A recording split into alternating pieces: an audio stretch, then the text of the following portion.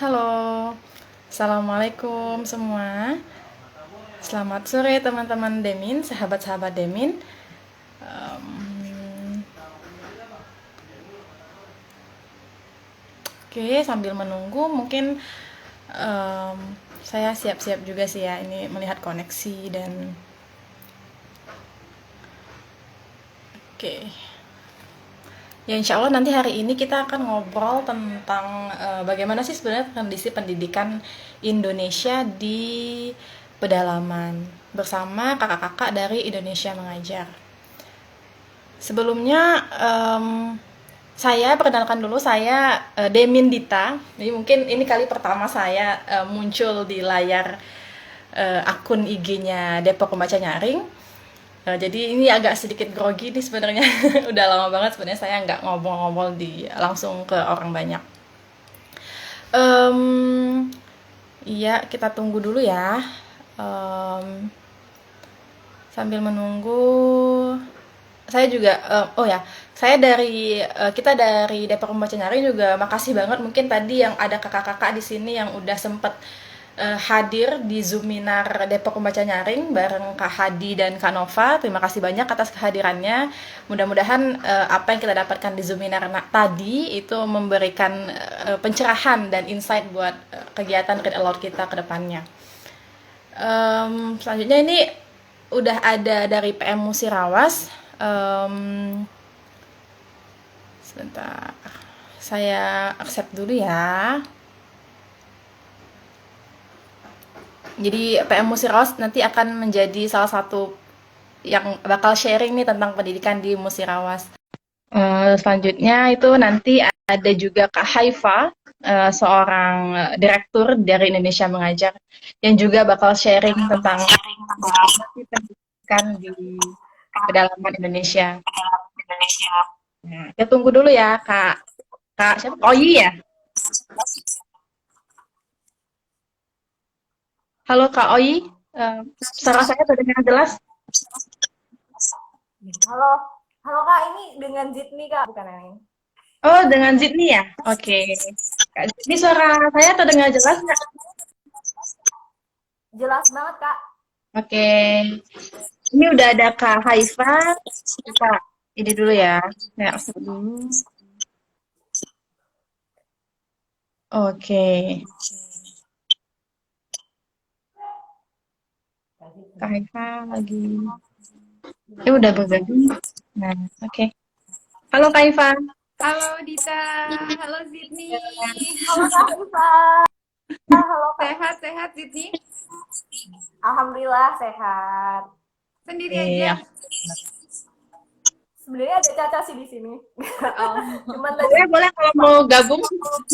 udah Selagi kameranya masih muat, masuk masuk aja. Oke. Ya jadi Kak Haifa ini suara terdengar jelas ya. iya jelas-jelas. Nah, teman-teman ini semua mungkin kalau misalnya ada yang nggak jelas bisa di komen di kolom komentar ya. Ya, ini kita tunggu. Oke. Jadi ini Kak Haifa dan ini mungkin kita kasih tahu sedikit aja ya semua aktivasi apa sih yang bakal kita lakukan ke depannya ya ke teman-teman penonton, penonton audiens. Ya, jadi nanti kita bakal sharing tentang pendidikan di pedalaman, khususnya ini mungkin di Musirawas ya sebagai karena kemudian kami dari Musirawas. Mungkin nanti Kak Haifa juga bisa cerita tentang dari daerah-daerah lainnya dan mungkin Kak Haifa bisa cerita tahun-tahun sebelumnya seperti apa dan tahun-tahun berikutnya akan seperti apa gitu. Rencana dari Indonesia Mengajar. Jadi itu sih nanti kalau misalnya ada teman-teman yang ingin bertanya, silakan ajukan pertanyaannya di kolom komentar. Kemudian ya itu aja sih paling ya. Kemudian mungkin kenalan singkat nih. Ini mau ditayang kenalin atau Kaifa sendiri dan Zini sendiri yang mau kenalan? Boleh? Boleh? Oh ya udah, kenalan aja langsung gitu ya Dita. Oke. Iya. Halo teman-teman semua, saya Haifa. Sekarang bertugas di kantor Indonesia Mengajar. penempatan Jalan Senayan Bawah nomor 17 di Jakarta. Lanjut Zidni, singkat aja. Halo semuanya, nama saya Zidni. Sekarang saya pengajar muda yang sekarang ditempatkan di Musirawas gitu. Jadi di Musirawas sebenarnya ada 6 orang. Cuman tadi tuh pas kocokan saya yang kena ya. Oke. Maaf. Kocokan banget ya. Iya. Bahasa dejavu nih kocokan. Kocokan. Ya, oke. Ya ini karena bintang tamu kita dari Indonesia Mengajar semua, mungkin saya jelasin dulu ya sedikit tentang Indonesia Mengajar. Mungkin ada teman-teman yang belum tahu juga. Jadi Indonesia Mengajar ini adalah sebuah organisasi non-profit, sosial non-profit yang salah satu program utamanya adalah mengirimkan pengajar-pengajar muda ke daerah-daerah terpencil untuk menjadi guru selama 1 tahun di sana. Bener kan Kak Haifa? Betul. Okay. Dita udah hatam nih, udah jadi alumni. Iya, kebetulan saya jadi alumni gitu. Sudah berapa tahun yang lalu ya? Sudah 5 tahun yang lalu. 5 tahun ya. Dari 5 tahun yang lalu. Jadi mungkin udah agak lupa-lupa juga. Jadi ini sebagai reuni juga kali ya, saya jadi nostalgia dengan masa-masa dulu seperti apa, dan menjadi semangat kembali mungkin buat saya pribadi. Oke, mungkin mau kita tunggu dulu agak ramean dikit atau langsung aja. Jamnya jam 4:10 ya. Oke, langsung aja kali ya Kak, kita ngobrolnya. Ini mau tanya dulu nih sebelum kita masuk ke pendidikannya sendiri, sebenarnya kan ini Zidni ke Musirawas ya. Kalau Kak Haifa kan paling yang ngurusin daerah-daerahnya ya. Mungkin saya ke Zidni dulu deh. Sebelum ditempatkan di Musirawas, tahu nggak sih Musirawas itu di mana? Kayak tahu ya? Karena kan selama ini kayak kita mikirnya, mungkin nggak kita sih, kayak sebagian orang ya, mungkin mikir daerah-daerah terpencil itu banyaknya yang di ujung-ujung Indonesia gitu. Kayak di ujung timur, di ujung barat, di ujung utara, di ujung selatan gitu. Dan mungkin daerah-daerah yang padahal sebenarnya mungkin agak ke tengah dikit tapi sebenarnya terpencil gitu. Nah, itu gimana Zidni? Udah ketahui nggak Musirawas di mana sebelumnya? Oke Kak, terima kasih atas pertanyaannya. Sebelumnya sebenarnya saya tidak berekspektasi apa-apa ya, zero expectation. Enggak, tapi maksudnya kalau ketika sudah tahu di tempat, maksudnya keterima sebagai pengajar muda, aku nyari-nyari nih tentang kira-kira aku akan ditempatkan di mana gitu. Terus salah satunya di Musirawas gitu. Cuman ya nyari taunya cuman ya udah sih gitu. Tapi kalau dengar nama Musirawas, oke, Musi itu berarti di Sumatera gitu. Dan tapi nggak tahu itu di mana. Tapi akhirnya ketemulah di sini. Nah ini kebetulan PM20 ini, yang angkatan 20 ini, yang paling dekat dengan Jakarta adalah kami.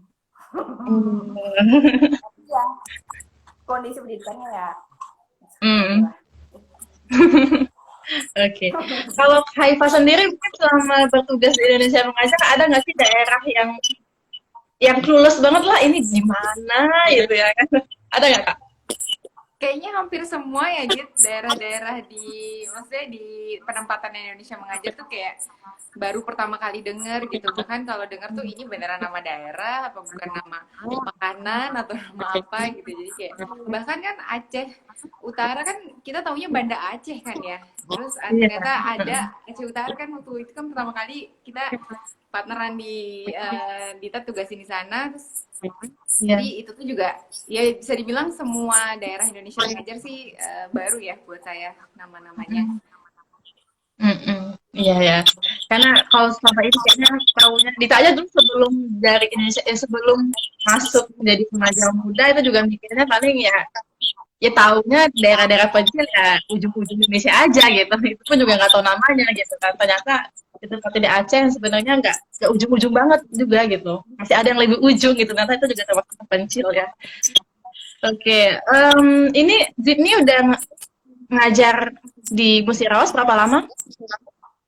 Kalau penempatan kan dari Februari ya Kak. Kalau misalnya sekarang Februari. berarti kalau di Musirawa sendiri sebenarnya udah 5 bulan nih Kak. Cuman kami Hmm. masuk desa itu baru di akhir Maret. Jadi kami di Oh, desa empat gitu ya. Karena kan ini COVID ya Kak. Jadi oh iya. sampai ke sini langsung karantina mandiri dulu selama 14 hari. Kemudian ada beberapa silaturahmi ke beberapa stakeholder dan dinas-dinas. Baru masuk ke desa dan masuk ke desanya Hmm. tuh akhir. Jadi kalau sampai sekarang berarti aku udah di desa 4 bulan. Oh iya ya. Terus selama itu, kalau Hai Mas ini udah berapa lama di IMK? Aduh, saya paling gak enak kalau ditanya udah berapa lama. Udah lama banget nih. Sampai Tahun ini kayaknya masuk tahun ke-6-nya saya sih di Indonesia mengajar. 6 tahun maksudnya, bukan 6 bulan ya. Terus selama selama bertugas ya, bertugas di Musirawas dan bertugas di Indonesia mengajar, apa sih mungkin yang dirasa perbedaan paling signifikan antara pendidikan di kota sama pendidikan di daerah? Terserah dari siapa dulu yang mau ngomong. Koneksi ke Haifa agak ini ya. Mungkin Zidni dulu bisa.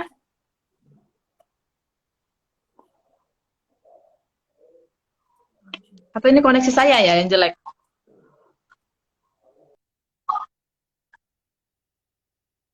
Halo? Oke.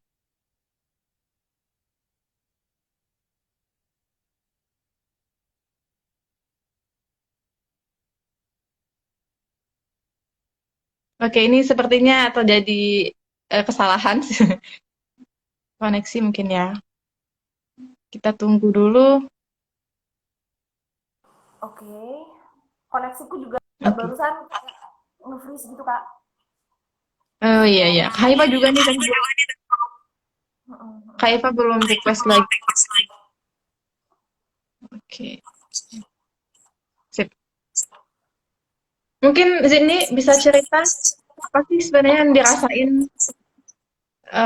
yang paling signifikan nih selama bertugas di Cirawas sama di pendidikan di kota-kota ya? Gitu.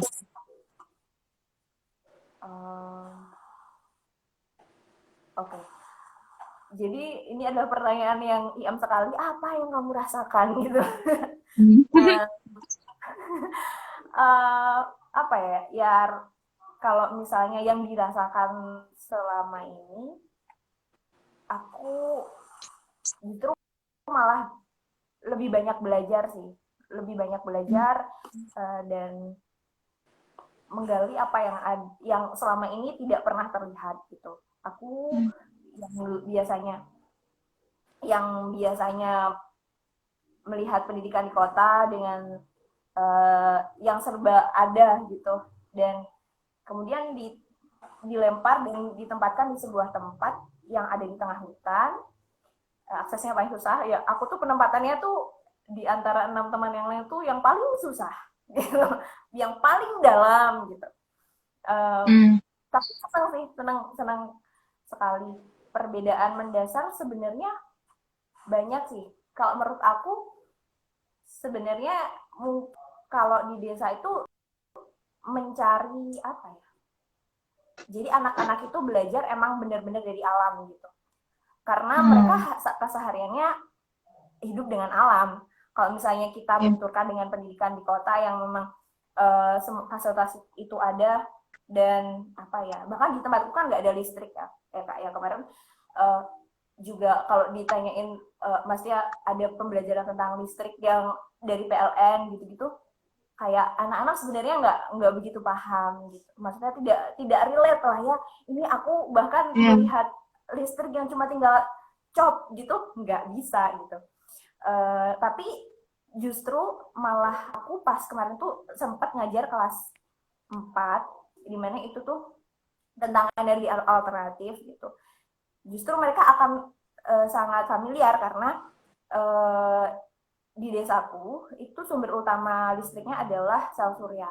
Jadi begitu kita ngomongin energi alternatif, anak-anak langsung oh ya gitu. Jadi emang harus kontekstual sekali sih kalau pendidikan di desa, disesuaikan dengan di desa itu gimana dan kondisi alamnya gimana gitu. Jadi nggak harus, maksudnya tidak harus ke buku tematik gitu, cuman bagaimana kita menariknya ke yang lebih kontekstual ke desa itu sendiri. Jadi ada pengalaman untuk merasakan si anak tersebut gitu.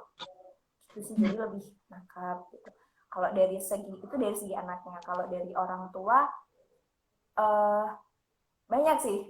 Jadi bahkan orang tua di desaku itu kebanyakan dia sekolah gitu. Tapi ada semangat untuk menyekolahkan anaknya gitu. Karena aku udah PM keempat, jadi udah kerasa nih semangat belajar, semangat untuk menyekolahkan anaknya gitu sih. Cuman untuk orang tua bisa mendampingi anak belajar di rumah itu jadi PR besar sekali gitu. Ya kemudian aku tarik aja kalau misalnya untuk orang tua mendampingi anak sekolah, mendampingi anak belajar, cukup dengan supportnya aja cukup gitu. Orang tua mengingatkan anaknya sekolah aja cukup, nggak harus mendampingi belajar. Nah, mungkin pembelajarannya nilai yang dianut oleh suatu keluarga itu kan beda-beda. Nah, di tempat aku kan juga daerah transmigrasi. Jadi ada Jawa, ada Bali, ada suku Musi yang suku asli di sini.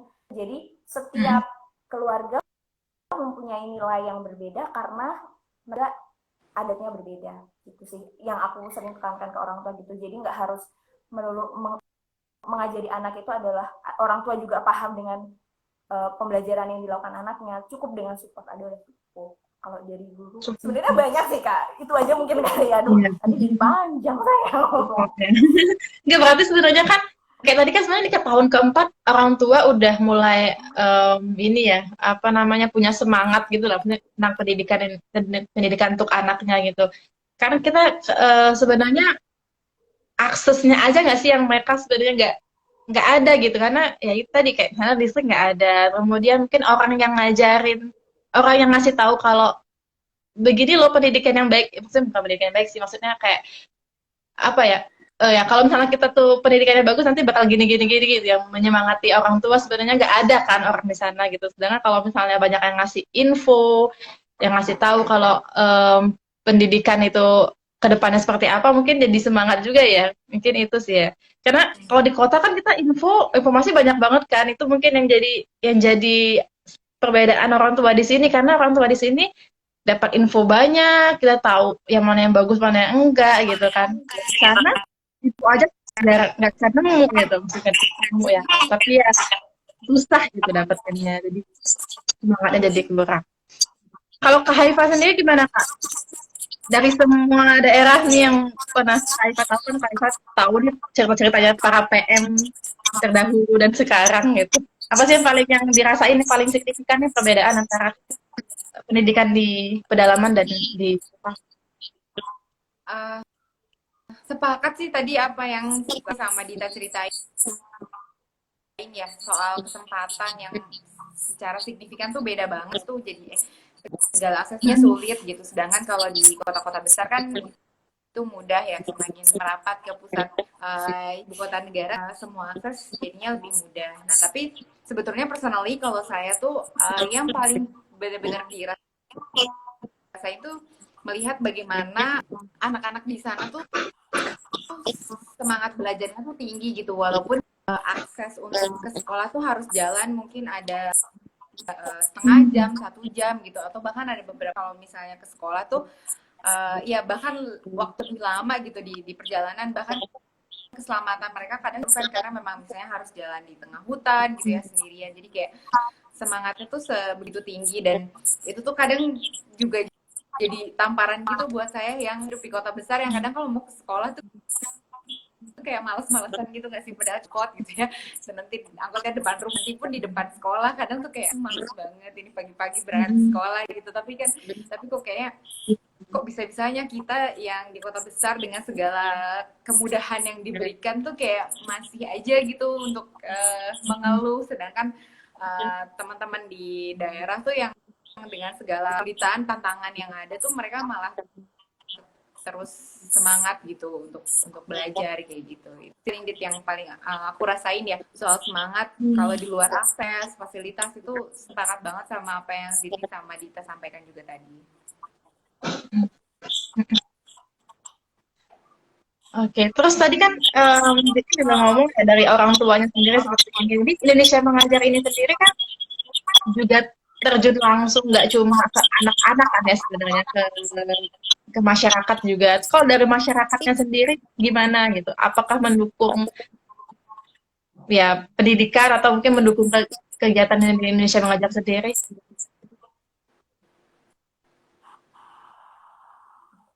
Kak Hifa dulu mungkin. Ya boleh boleh Haisa.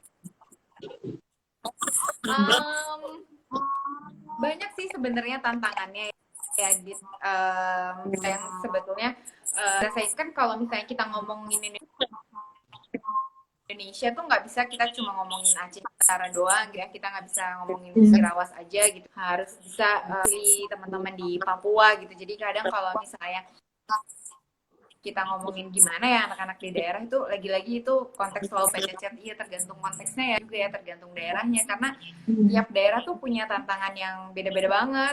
Jadi ada sekelompok daerah pokoknya sangat sangat mendukung gitu ya soal pendidikan, karena memang ya tadi tentang pentingnya pendidikan, bagaimana pendidikan sangat bermanfaat buat nanti masa depan anak-anaknya. Tapi ada juga daerah-daerah yang ya bahkan untuk survive hari ini pun mereka juga masih sulit gitu. Jadi kalau kita ngomong ini sebuah investasi jangka panjang, itu tuh buat mereka tuh nggak masuk gitu. Jadi kayak ya ngapain anak aku capek-capek gitu buat hidup hari ini aja tuh mereka harus bisa bertahan gitu. Jadi kadang ada beberapa juga daerah yang anaknya yang ya udah dibawa berlayar gitu ya untuk berkebun, karena mereka mau menghidupi untuk hidupnya mereka dulu di hari itu gitu. Jadi kayak lagi-lagi itu tergantung daerahnya masing-masing. Jadi kalau misalnya ditanya gimana, beragam banget gitu, karena ya itu tadi konteksnya ada beberapa daerah yang memang atau orang tua bisa mendapatkan paran tentang pentingnya pendidikan dan ini sebuah investasi masa depan. Tapi ada juga yang memang ya mereka mencoba untuk bertahan dulu saat ini. Jadi kalau untuk pendidikan jadinya masih besar juga untuk kita semua kayak gitu. Tapi kan kalau dari IM semangatnya ya kita mencoba untuk mengajak semua terlibat gitu. Iya sih. Ayo sekarang Zidni. Kalau dari Lumayan Zidni, di murah sih. Oke, kalau di Mura, Kak Aifa dan Kak Dilan dan teman-teman semua, kalau di penempatan saya lagi-lagi saya ke penempatan saya, setiap tempat pasti beda gitu. Kalau di tempat saya juga beragam sebenarnya gimana support orang tua terhadap pendidikan anaknya gitu. Cuman baru kemarin tiba-tiba tuh ada seorang wali murid ke rumah saya bilang, Bu Sydney, besok peluang atau tidak boleh Bu Sydney saya gitu. Nah saat itu pas saya ke sana ternyata bapak ini itu ada sebuah masalah gitu, maksudnya dia merasa khawatir dengan masa depan anaknya gitu, dan bercerita, nah ini tuh anaknya sebenarnya SMP, jadi di aku itu ada SD dan juga SMP kelas jauh sebenarnya. SMP kelas jauh ini juga diinisiasi oleh PM karena jauh dari mana-mana ya sekolahku itu, desa aku tuh, jadi kalau misalnya ke SMP terdekat itu 2 jam naik motor, dan kalau misalnya mau sekolah di situ kan jauh. Jadi kemarin itu ada seorang wali murid SMP dan juga SD juga, dia punya 4 anak, dia bilang gini, Bu Sydney, kalau dulu zaman saya masih kecil, hutan itu masih banyak gitu. Saya cukup bisa baca tulis aja cukup, Bu. Karena hutan masih banyak, kalau misalnya saya mau cari makan, tinggal aja kita buka hutan, bikin ladang. Tapi sekarang beda Bu Zidni, gitu. Sekarang hutan sudah mulai habis, jadi anak-anak saya besok besok harus mencari makan di mana, gitu. Lagi-lagi kembali ke perut. Sekarang yang saya adalah mengusahakan pendidikannya. Gimana saya membekali anak saya dengan pendidikan yang cukup, dan itu pas itu pengen nyari solusi gitu sama saya. Dan itu saya senang banget sih ada orang tua yang punya keinginan untuk menyekolahkan anaknya tuh sedemikian kuat, walaupun dari segi ekonomi itu mereka pun bahkan untuk makan sehari-hari susah gitu. Tapi ada semangat itu. Terus sih kalau yang lain-lain juga sering banget orang tua itu karena aku udah PM keempat ya, udah pelari terakhir juga, semangat di desaku juga lumayan gitu. Maksudnya sudah tinggi sekali, orang tua menanyakan bagaimana progres belajar anaknya juga sudah sering. Tapi juga ada orang tua yang sama sekali tidak mendukung pendidikan anaknya. Kemarin itu anakku yang kemarin kelas 6 yang sekarang naik SMP, ada yang putus sekolah, dicoba difasilitasi untuk sekolah lagi, sekolahnya coba digratisin sama desa juga tetap nggak mau karena memang orang tuanya tidak mendukung dan anaknya juga udah lebih baik mencari uang gitu. Padahal juga mencari uangnya apa kayak baru kenikmatan sesaat gitu karena juga belum punya ladang dan sebagainya sih Kak. Tapi Iya, ya, emang nggak bisa digeneralisir seperti itu ya, karena dulu waktu di Aceh Utara juga rasanya kayak ya ada orang tua mungkin yang mendukung gitu, tapi ada juga orang tua yang masih mementingkan perut tadi ya. Jadi kayak betul. misalnya anaknya nggak bolos sekolah, pas ditanyain kenapa, itu Bu panen di kebun gitu kan. Bu kupas pinang, kalau dulu di Aceh Utara soalnya seringnya kupas pinang gitu kan. Kupas pinang, terus kayak ada panen di kebunnya gitu, jadi bolos sekolah. Tapi emang ada juga orang tua yang mendukung gitu kan. Tapi ya emang Indonesia Mengajar usahanya adalah itu tadi ya, mengajak masyarakat berusaha mengajak masyarakat untuk berusaha dalam pendidikan. Nah, ya mungkin ini kita kasih tahu sedikit kali ya ke teman-teman yang nonton, mungkin yang belum tahu Indonesia Mengajar. Tadi kan disebutin pelari terakhir tahun keempat gitu. Itu apa sih sebenarnya? Jadi Indonesia Mengajar sendiri itu dalam satu kabupaten itu biasanya lima tahun ya Kak ya. Tapi kayaknya di Musirawas sekarang 4 tahun ya. Dan setiap tahunnya itu dinamain ya pelari pertama gitu. Kemudian di tahun kedua biasanya disebut pelari kedua gitu. Dan di Musirawas sendiri itu sekarang udah di tahun keempatnya. Karena itu tadi ya Kak, mencapai sebuah perubahan positif itu tidak bisa dalam waktu yang singkat. Jadi 5 tahun. Oke, lanjut ya.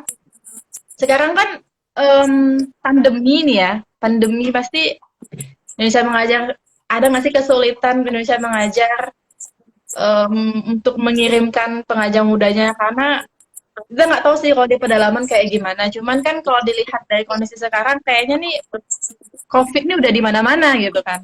Dan udah banyak juga yang melakukan PJJ ya, pembelajaran jarak jauh. Nah itu kalau di Indonesia Mengajar sendiri ada kesulitankah untuk mengirimkan pengajarnya atau dari PM murahnya gimana buat ngajarin ke sekolah gitu gimana?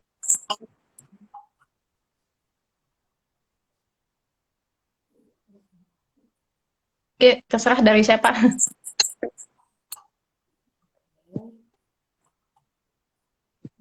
Aku atau Kak Haifa dulu? Mungkin dari aku dulu kali ya Kak. Apakah suaraku terdengar dengan baik? Boleh, boleh. Boleh, dari Zidni. Kaifa terputus-putus suaranya. Iya, kalau di aku di desa penempatanku kalau ngirimin pengajar muda masuk angkatan yang sempat adalah salah satu desa mundur ya yang di jalan keberangkatannya sangat di dalam hutan gitu. Tapi kemarin karena kami adalah desa transmigrasi, jadi ada teman-teman yang keluar masuk gitu. Nah, dan di kami tuh kemarin saat ada yang dites ternyata ada positif, kemudian satu positif lalu baik-baik gitu, dan di desaku sampai sekarang masih zona merah Kak gitu. Nah di pandemi ini sebenarnya kalau di Musirawa sendiri itu ada kebijakan untuk belajar di rumah gitu. Nah tapi itu termasuk juga ke anakku dan teman-teman gitu. Tapi kemarin karena ada kejadian di tempatku yang zona merah dan sebagainya itu kembali ke sekolah masing-masing. Saat ini kalau di sekolahku ya kebetulan zona merahnya itu baru kemarin tanggal 20. Jadi yang kemarin-kemarin tuh masih sebenarnya masih luring, masih tatap muka gitu. Nah, sekarang ini sudah mulai belajar di rumah. Caranya adalah anak-anak diberi tugas dan dibawa pulang gitu, dan tapi itu dikontrol gitu tiap hari gitu. Jadi per hari ada tugas dan nanti shifting juga. Jadi kelas 1, 3 dan 5 itu di hari Senin, 4 dan 6 itu di hari berikutnya gitu. Jadi ganti-gantian gitu. Sebenarnya kondisinya cukup complicated ya, karena sangat, kalau misalnya mau daring nggak bisa, tapi zona merah, tapi anak harus sekolah, jadi kayak serba salah gitu. Jadi kayak kembali ke sekolah masing-masing gitu. Kalau misalnya memang zona merah, ya kita harus jungkir balik gimana caranya anak tetap sekolah, tapi prokes tetap harus jalan gitu sih. Kalau yang dulu itu pernah yang guru-guru ke rumahnya anak-anak, itu juga pernah. Cuman yang kemarin aku kayak gitu Kak, sangat wow. Emang dilematis sekali ya pandemi ini kayaknya di ranah apapun. Kalau dari Kak Haifa gimana Kak? IM sendiri sulitan nggak sih untuk ini kirim apa enggak ya pengajar muda gitu? Atau ada kekhawatiran mungkin takut terpapar atau gimana gitu? Gimana Kak? Iya. Kalau soal kekhawatiran apalagi kondisi pandemi ya. Jadi sebetulnya kan ketika IM mengirimkan pengajar muda, sebenarnya dari awal tahun tuh udah banyak banget lah tantangan yang kita hadapi. Nah, emang mulai dari tahun lalu itu kan tantangannya adalah pandemi, dan kita melihat memang kita percaya bahwa pendidikan memang sebuah prasmanan yang harus dikerjakan banyak orang kan, tapi kesehatan pun, keselamatan orang-orang di dalamnya pun kunci yang paling utama dong. Kan nggak mau juga kayak kita cari kita memberikan dampak pendidikan, tapi keselamatan masyarakat di daerah nggak kita lihat. Karena kan kalau dulu mungkin di 12 angka COVID tuh memang masih terpusat di kota-kota besar gitu, kayak di Jakarta, Bandung gitu, yang di Pulau Jawa. Nah, jadi ketika pun pengajar muda yang kita siapkan dari Jakarta, itu kan berarti kayak resikonya tuh nanti kalau misalnya kita bawa virus kan resikonya ke masyarakat di sana kan gitu. Jadi termasuk angkatan yang akhirnya lebih 6 bulan ya Zid ya. Angkatannya Zid itu berangkat tuh di Juli tahun lalu. Ya gitu, kita akhirnya diskusi sama pemerintah daerah setempat, baiknya gimana. Tadi concernnya soal keselamatan gitu. Jadi kesehatan orang-orang di sana, anak-anak di sana, orang tua di sana, dan akhirnya kita sepakat untuk kita hold aja dulu sambil kita pandemi. Nah, alhamdulillahnya teman pengajar muda nih yang udah sign kontrak tapi kayak masih belum semangatnya tuh, ya udah nggak apa-apa gitu, mereka nunggu, mereka mau terus sama-sama Indonesia mengajar. Kita pun salut, awalnya tuh kayak kita ragu-ragu kira-kira ada yang dimundurin gitu, tapi pas ngobrol sama teman-teman PM20 ini tuh kayak ya udah jalan aja, toh ini kan bahkan untuk yang angkat buka tuh pendaftarnya masih tetap aja banyak gitu loh, Dit. Jadi kita kayak mau sadar juga tapi banyak aja gitu kan, jadinya ya gimana ya. Jadi karena masih banyak yang daftar, jadi ya udah kita tetap ngirim pengajar muda, tapi ya gitu, itu semua kita terapin. Jadi di training pun kita sesuaikan gitu.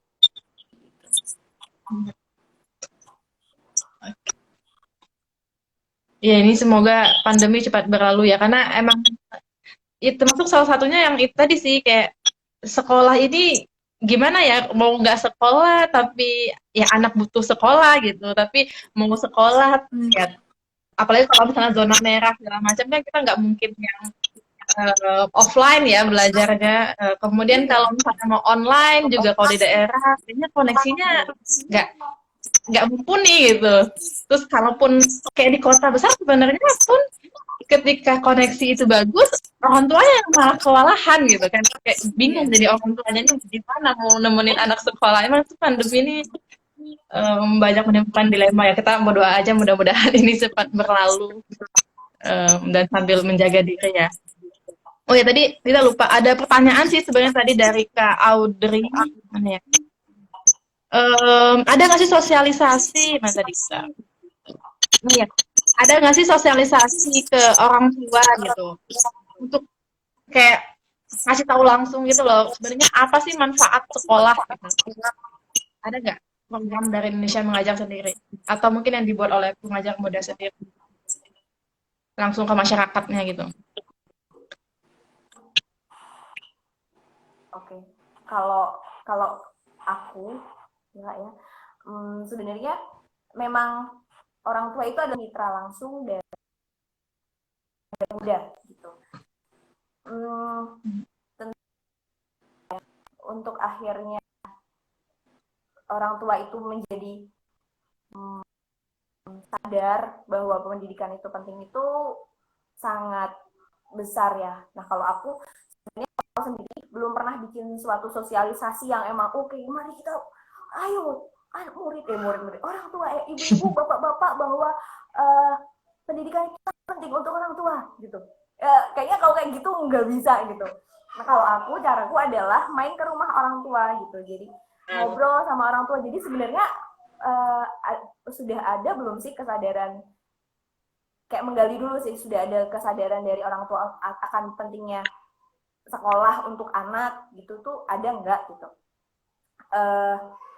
Dan dari situ sih, dari obrolan-obrolan kecil itu barulah muncul bahwa memang pendidikan itu penting loh Bu gitu. Jadi kayak ngobrol aja sih di keseharian gitu. Jadi emang gimana ya, banyak berinteraksi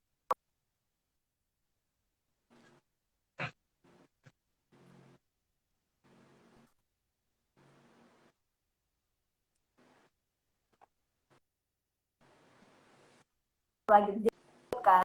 Jadi orang tuh kalau misalnya ada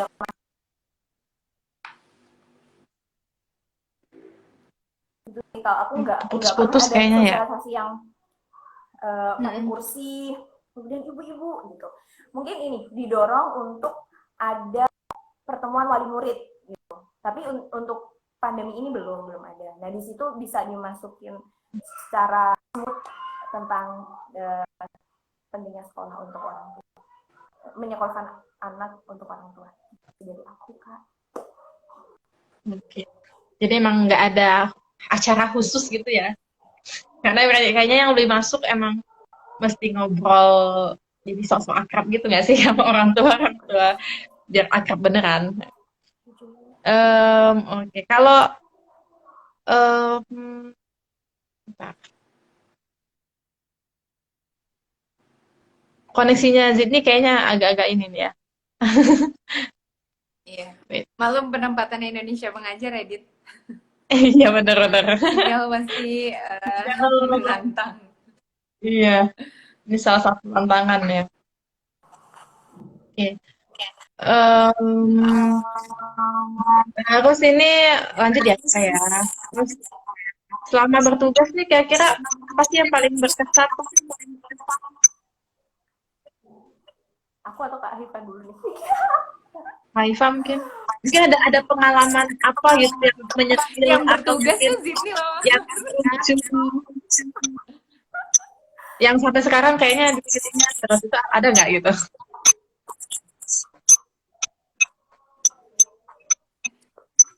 Sorry, Dit. Pertanyaannya apa, Dit? Boleh diulangi, Dit? Putus-putus. hal yang paling berkesan gitu. Adakah momen yang bikin teringat, entah itu yang menyenangkan, memalukan, atau mungkin menyedihkan gitu. Selama kakak menjadi officer atau mungkin selama Zidni menjadi pengajar muda. Banyak banget sebetulnya ya. Kalau disuruh harus milih satu, sebetulnya paling berkesan kalau buat saya tuh momen-momen dimana pertemuan atau apa ya, pertama kalinya Indonesia mengajar muda gitu. Jadi mungkin dulu Dita tuh kita nggak pernah ketemu ya dulu di awal. Jadi momen dimana officer itu ketemu sama calon pengajar muda gitu. Jadi itu tuh kayak kan Indonesia mengajar udah ngirim 21 kali ya Dit ya. Jadi kayak kita tuh mengulang itu gitu. Jadi ketemu lagi calon angkatan 21. Tapi itu jadi momen pertama dong pasti buat calon pengajar muda gitu kan. Kita di kantor itu harus berusaha, bukan harus berusaha sih, tapi memang sangat apa ya, seneng banget sih kalau ketemu sama calon pengajar muda angkatan berikutnya. Kenapa? Karena kayak dapet suntikan semangat aja gitu. Gila.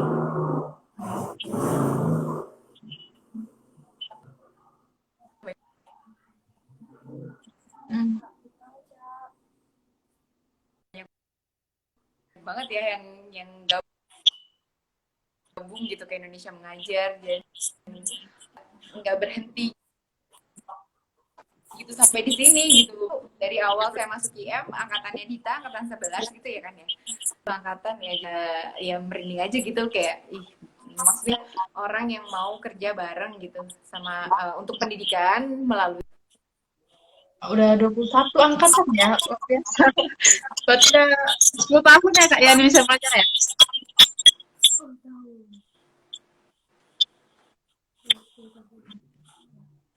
Halo Kak, apakah suaraku terdengar? Kedengaran. Gimana Zidni? Kalau Zidni sendiri apa ada hal yang paling momen-momen apa? Banyak mulai sih terdengar sebenarnya kalau misalnya kedengaran Zidni. Iya, oke. Kalau misalnya aku banyak sih, bahkan kayak setiap detik di desa itu adalah sesuatu hal yang membekas, gitu. Apapun itu. Tapi momen-momen kayak kemarin tuh sama orang tua sih, sama momen-momen sama orang tua murid, terus sama murid-murid gitu.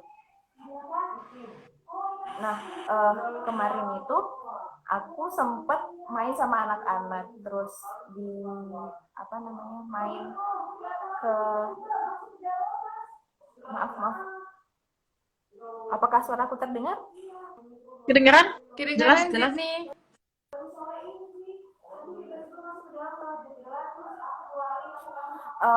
Momenku yang bisa dilupakan kalau disuruh memilih, nggak ada satu momen yang paling mengesankan sih, maksudnya semua mengesankan gitu, tapi yang paling bikin terkesan banget tuh kemarin pas aku nyari kangkung sama anak-anak itu tuh jauh banget, dan anak-anak itu semangat itu buat nyari kangkung dan halo. Iya, kedengaran. Masih on kok. Soalnya suara kakak nggak kedengeran. Emang nggak ngomong.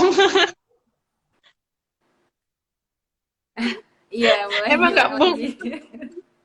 Hilang lagi. Ya udah. Serunya gini ya, Dit, kalau ngobrol sama teman-teman di penempatan. Iya.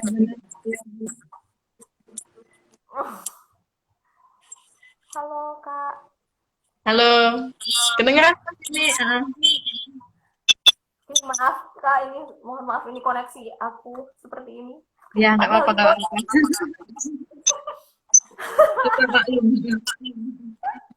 Harap maklum. Terus tadi barusan, iya, gitulah.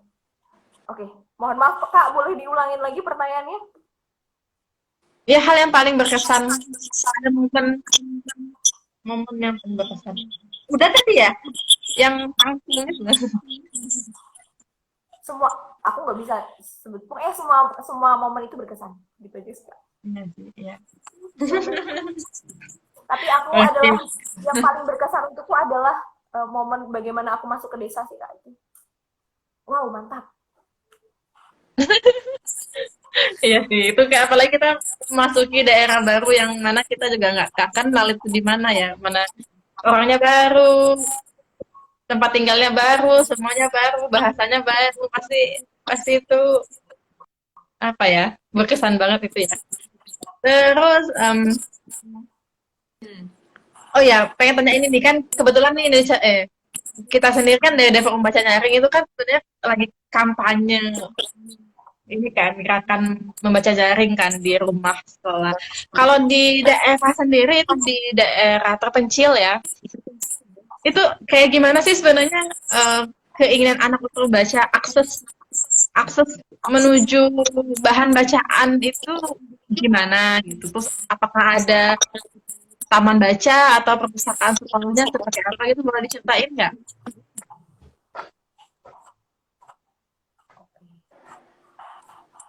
Ya. Nah, kalau di Musirawa sendiri, khususnya di desaku, itu sebenarnya sudah ada akses untuk membaca, akses terhadap bacaan itu sudah sangat luas. Cuman Hmm. memang mungkin bagaimana cara menarik orang untuk membaca itu yang masih PR. Jadi di desaku tuh di sekolah itu sudah ada perpustakaan, bukunya juga sudah banyak. Di desa juga ada perpustakaan desa. Nah, ini yang jadi PR adalah perpustakaan desa, Kak. Kak Dita dan juga Kak Nipa. Perpustakaan desaku itu eh, mati suri gitu. Jadi kemarin itu karena di tempat aku tuh balai desanya itu nggak nggak ada, jadi perpustakaan itu dijadiin buat kantor desa untuk balai desa gitu, dan perpustakaan itu juga berjalan. Nah, baru tahun ini itu sudah ada kantor desa sendiri sehingga perpustakaan ini gedungnya sudah bisa digunakan secara optimal sebagai perpustakaan. Hmm. Uh, gitu sih. Nah, kalau di situ sebenarnya sudah ada buku gitu, cuman mungkin karena itu menggunakan dana desa dan jadi kayak banyak banget buku itu, sebenarnya bukunya itu tuh jenisnya tuh cuman sedikit tapi jumlahnya banyak. Misalnya cara membuat bolu gitu. Itu satu buku, satu judul buku itu bisa 10 buku gitu. Jadi kelihatannya banyak tapi sebenarnya sedikit gitu. Oh. Masih jadi PR banget itu, soalnya kayak yang penting mengeluarkan uang untuk membeli buku, dan sudah ada bukunya, ya sudah, kan saya sudah laporan gitu. Tapi Oh. bagaimana memilih bacaan itu yang kadang memang harus di jadi PR gitu sampai sekarang di aku. Kemudian bagaimana lebih ke pemerintah desa biar biar membuka akses ke masyarakat untuk ke perpustakaan gitu. Nah, tapi sebenarnya kemarin tuh aku coba bikin uh, pojok baca gitu. Jadi di tempat aku tuh kayak ada pos-pos gitu, saung-saung gitu setiap kompleks. Jadi ada kompleks Jawa, ada kompleks Tengah, dan juga kompleks Bali. Nah, kemarin aku coba di kompleks Bali, itu aku bawa buku ke situ, itu kayak aku tuh ini ya, apa namanya? Jadi di aku tuh bener, aku kayak di aku tuh ada orang, biasanya tuh ada orang kan, di aku tuh susah kemana-mana ya kayak Kak ya. Jadi kalau misalnya ada orang jualan baju, itu tuh ada motor masuk di satu tempat, terus orang-orang datang ke situ. Aku ada aku ada keinginan, maksudnya ini kalau misalnya aku bawa buku ke suatu tempat, terus habis itu ada orang yang datang kayak gitu tuh kayaknya asik ya gitu. Bisa nggak gitu. Nah, aku bermula dari situ sih sebenarnya. Nah, terus aku bawa buku-buku yang ada di perpustakaan itu, yang tadi aku bilang bukunya sebenarnya ada satu jenis tapi ada 10 buku itu, aku ambil satu-satu, nggak banyak sebenarnya. Cuman aku bawa ke pos Bali, dan kayak aku bawa sama anak-anak gitu. Di anak-anak ada yang dibawa di sini, ada yang gini gitu. Asik banget sih jalan gitu, terus ke sana, terus di situ ada ibu-ibu, langsung cita-citaku yang maksudnya cita-citaku yang ada orang jualan baju langsung dikerubutin itu, aku kemarin bawa buku ke sana, orang-orang juga dikerubutin gitu. Walaupun aku nggak tahu mereka tuh sebenarnya baca atau enggak, cuma mereka sudah tertarik dengan buku gitu. Itu di kampung Bali. Karena di sana lumayan orangnya lumayan peduli terhadap pendidikan gitu. Untuk daerah yang lain, untuk kelompok-kelompok perkampungan yang lain, semoga bisa bisa seperti itu juga besar harapannya di masa yang akan datang gitu sih kak. Itu kalau di aku. Nah kalau misalnya untuk buku-buku anak-anak sebenarnya masih kurang sih, tapi ya dengan apa yang ada itu mereka bersemangat untuk membaca gitu kak.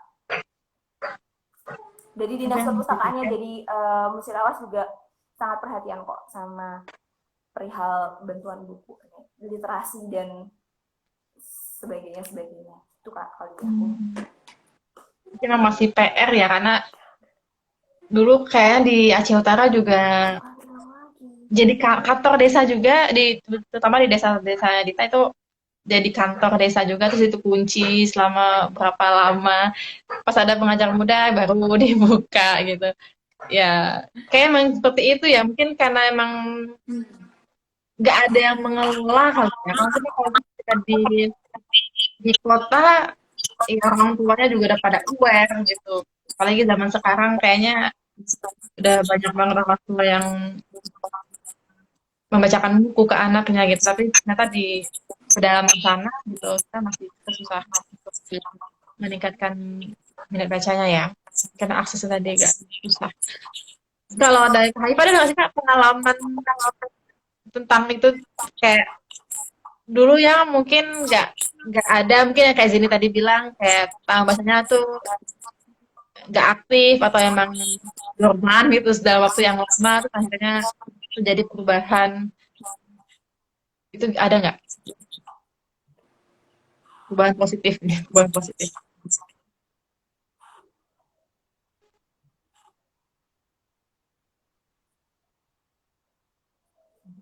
Suara Kak Haifah nggak kedengeran. Eh,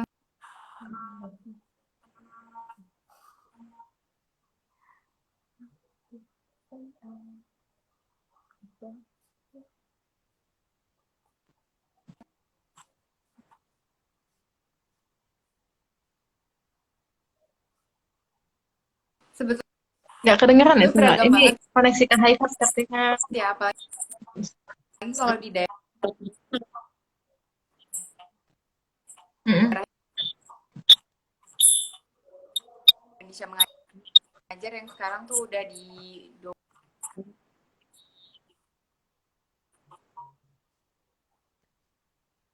kabupaten gitu kan ya, Dit ya. Sinyalku putus putus nggak? Putus-putus ya. Banyak banget sih sebenarnya cerita-cerita soal taman baca, soal literasi gitu ya kalau di daerahnya Indonesia mengajar. Dulu salah satu contoh di Pulau Bawean itu tuh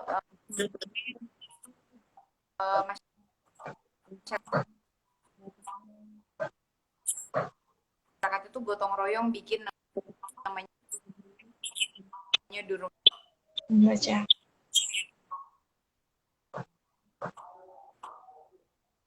Putus.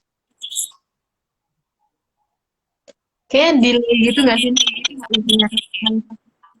Taman baca, tapi di apa ya, di kayak apa sih itu namanya, durung tuh saung-saung gitu, saung-saung di IM lihat gitu ya, Indonesia Mengajar lihat soal akses buku tuh sebetulnya jadi Uca dengerin, tantangan juga, denger Kak karena Haifa kalau nggak? di daerah-daerah Putus-putus Indonesia nggak? Atau Mengajar cuma di di Dita doang ya? Putus-putus tadi ya? juga sini sempat sempat Halo?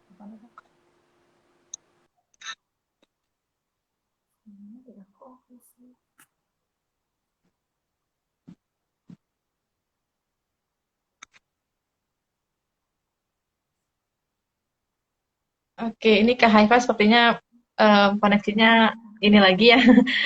Ini karena sudah jam 4 juga. Oke. Oke, koneksinya sepertinya terputus lagi nih, teman-teman. Oke, ini karena sudah jam 4 juga, mungkin kita em,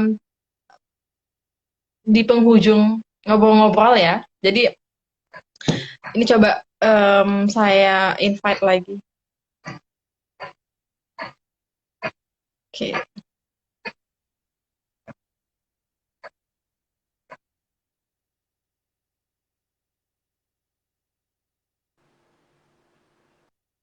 Halo Kak. Halo Di, sorry banget. Ini Bogor Gak apa-apa, masa gak apa-apa Kak. penempatan Indonesia mengajar deh, sinyalnya tetap jelek juga. Itu tuh bingung sih sebenarnya, ini koneksi kitanya sendiri yang jelek atau gimana ya gitu. Jadi si ini juga keluar tadi ke pental. Mm-mm. Ya. Kayak ini emang jadi salah satu tantangan pandemi ya. Iya, Semua bener banget. ya, kebayang Semua nggak kalau serba online, jadinya mau nggak mau sih kayak di gini. kota besar aja kayak gini, gimana di daerah ya? Iya, mungkin ini kita Mm-mm. ke penghujung Kak. Terakhir deh ini Ya, sebelum kita siap. mengakhiri Mm. ngobrol-ngobrol ini gitu. Apa sih cita-cita, mungkin cita-cita Haifa secara personal atau mungkin Indonesia mengajar sendiri ke pendidikan di Indonesia gitu. Karena kan kalau dilihat sebenarnya yang menjadi PR kita bersama ya, pendidikan ini bukan cuma pemerintah doang, tapi sebenarnya masyarakat, orang tua gitu untuk kemajuan pendidikan gitu. Terus cita-cita Kak Haifa sendiri atau Indonesia mengajar itu seperti apa ke depan?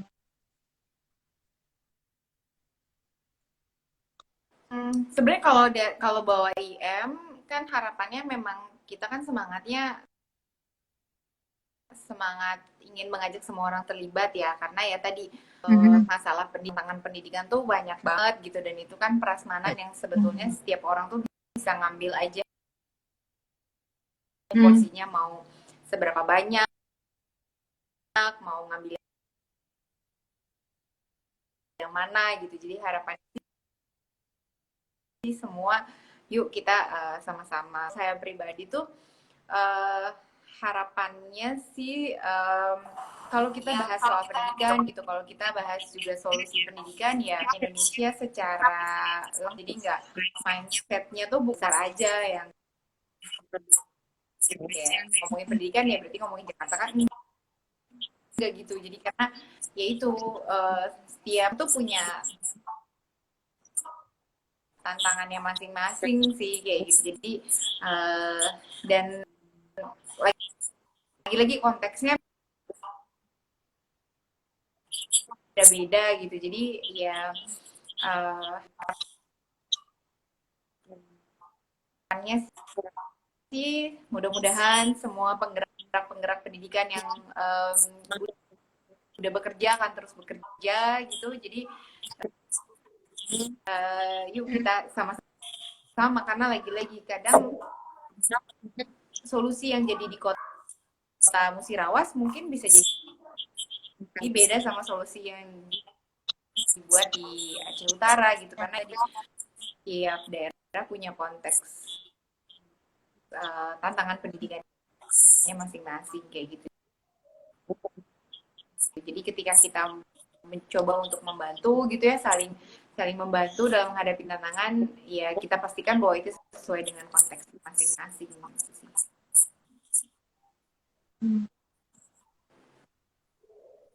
Zidni, mungkin kita ulang ya. Jadi apa cita-citanya Zidni secara personal atau mungkin Zidni sebagai pengajar muda terkait Siap, Dit. pendidikan Indonesia ke depannya?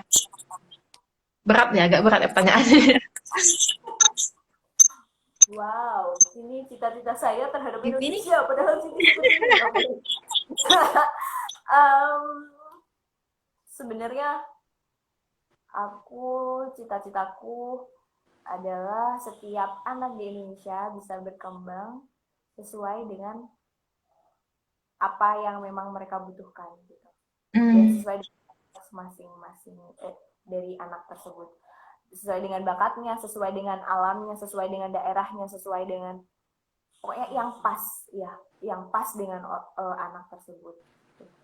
dan dan juga eh, semua pihak itu ikut terlibat di dalam pendidikan, ambil bagian sebisa mungkin. Mari kita jalan bareng-bareng gitu. Aku percaya banget kalau misalnya kita jalan sendiri-sendiri, aduh itu PR besar banget gitu. Tapi ayo kalau kita bersama-sama memajukan pendidikan sebisa kita, dari hal yang sekecil aja, sekecil sekecil yang kita bisa, apapun itu, aku yakin bisa. Pendidikan Indonesia lebih baik. Amin. Ya, mudah-mudahan ya ini cita-cita kita mungkin nggak seberapa dibandingin orang-orang di luar sana, mungkin ceritanya lebih ini ya gitu. Tapi ya dengan usaha yang sekecil apapun, saya juga percaya sebenarnya apa yang kita lakukan bisa menimbulkan perubahan yang positif ya di sana. Untuk mungkin di daerah kita sendiri atau mungkin untuk Indonesia ke depannya. Oke, ini kita udah jam lewat 3 ternyata, udah 1 jam lebih. Mungkin kita akhiri dulu dan mungkin kita sedikit resume ya. Jadi ya jelas sebenarnya pendidikan di kota dengan pendidikan di daerah itu pasti berbeda gitu dan tantangannya berbeda. Walaupun mungkin di kota kita bisa mengakses segalanya, punya privilege itu, tapi ternyata sebenarnya tetap punya tantangan gitu. Apalagi di daerah yang punya akses yang sangat terbatas gitu, itu lebih-lebih lagi tantangannya. Jadi mungkin secara pribadi juga kita sebenarnya apa ya, bercita-cita juga sih sebenarnya, semoga kita semua bisa melakukan hal sekecil apapun gitu untuk pendidikan di Indonesia supaya ya mungkin emang nggak langsung terasa buat orang lain gitu. Yang penting kalau saya kita juga bisa membangun apa ya, culture atau suasana pendidikan yang baik tuh mulai dari hal terkecil, mungkin dari keluarga kita dulu gitu. Baru kemudian kita bisa mengajak orang lain. Ya mudah-mudahan kalian, Kak Haifa sehat, kemudian Zidni dan teman-teman semua sehat, diberi kesehatan. Semoga pandemi ini segera berlalu sehingga kita juga mungkin aktivitas di desa bisa lebih lancar. Ya kegiatan anak-anak untuk bersekolah, untuk bermain-main juga sebenarnya lebih bebas ya, karena kayaknya pandemi ini anak-anak main juga khawatir, orang tua anak-anak bersekolah juga khawatir. Mudah-mudahan pandemi ini segera berakhir. Mungkin itu aja dari Dita, dan terima kasih buat Kak Haifa dan Zidni atas waktunya buat sharing-sharing di sini. Nanti kalau ada kesempatan kita bisa undang lagi. Mungkin Demin punya acara-acara selanjutnya gitu, bisa mengundang dari Kak Haifa dan dari PM Musirawas.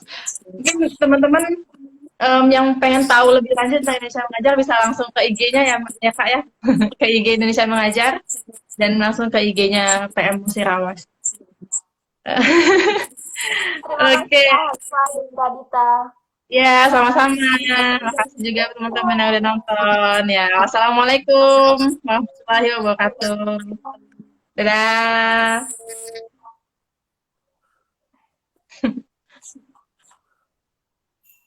Ini